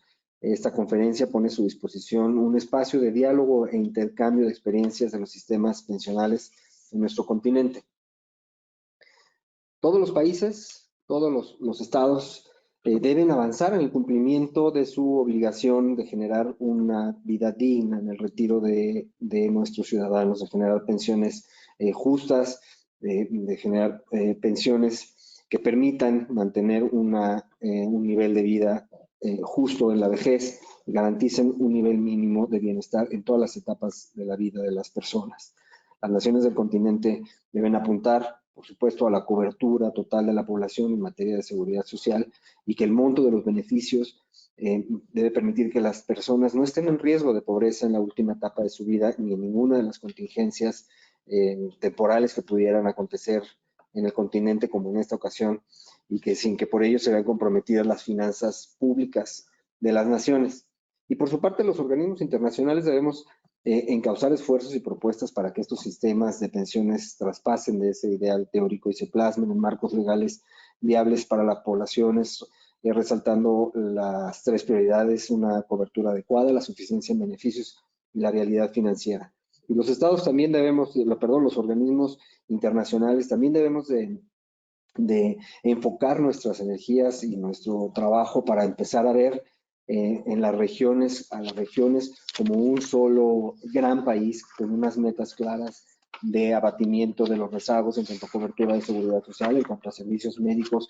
Debemos aprender a vernos en América como un solo gran pueblo como el que somos y que podamos contribuir a que entre países seamos más solidarios entre nosotros, logremos abatir los rezagos de unos países entre otros y que avancemos a un paso más firme y mucho más solidario entre nosotros como el gran continente de países hermanos que somos y que hemos sido desde toda la vida. Entonces no me queda otra más que agradecerles muchísimo a todos y a todas ustedes su presencia y su asistencia en estos foros. Que tengan muy buenas tardes.